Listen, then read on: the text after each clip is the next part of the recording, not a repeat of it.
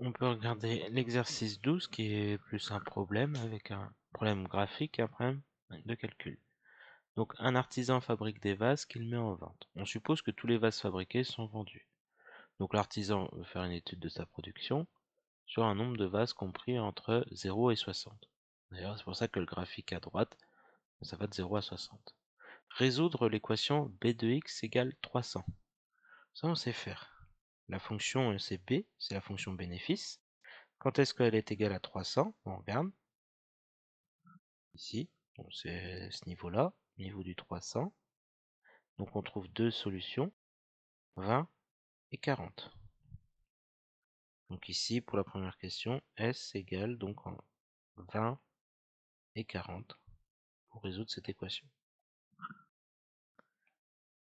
Maintenant, donc regardons la question 2.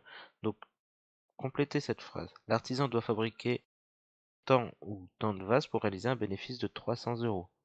C'est un peu ce qu'on vient de faire là, c'est pour il doit fabriquer entre soit 20, soit 40 pour avoir un bénéfice de 300. Petit 3, résoudre l'inéquation b de x supérieur ou égal à 200. Alors, comment on fait? Je trace au niveau du 200. Très bien. Je repère les valeurs. Pourquoi pas, là on va dire 15 et 45. Maintenant, qu'est-ce que je dois faire? Je veux que b de x soit plus grand que 200. Donc je repère le morceau de courbe qui est au-dessus de 200. C'est ce morceau-là. Donc maintenant, je regarde sur l'axe abscisse entre combien et combien. Ah, mais c'est entre le 15, là, et le 45. Maintenant, pour savoir le sens des crochets, c'est supérieur ou égal à 200. C'est-à-dire que je m'autorise le 15 et le 45, puisque en ces valeurs-là, ça vaut exactement 200. Donc, petit 3, entre 15 et 45. Maintenant, tracez le tableau de signes de cette fonction. Donc, tableau de signes, x, b de x. Donc, on travaille sur l'intervalle 0, 60. Et on doit savoir quand est-ce que c'est positif ou négatif. Donc, première chose à faire, je repère sur le graphique quand est-ce que ça vaut 0. Ça vaut 0 là où je mets des points noirs. En 10 et en 50. Donc, je repère en 10. Pardon, je vais le mettre comme il faut. 10.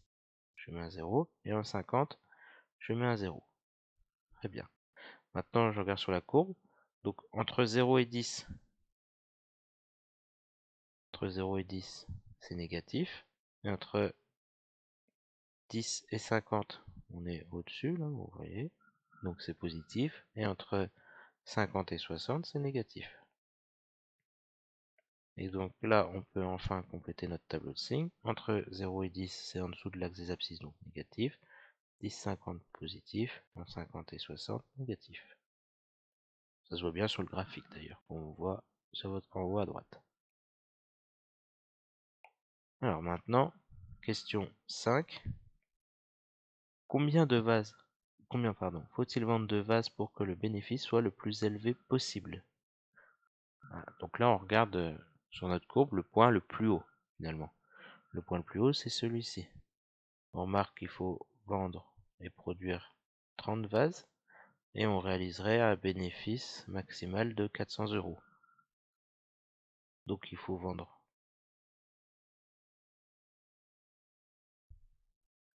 30 vases.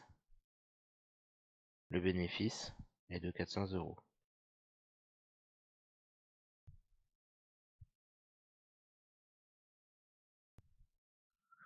Et voilà. Donc là, cette petite partie A, il n'y a pas trop de difficultés, c'est de la lecture graphique.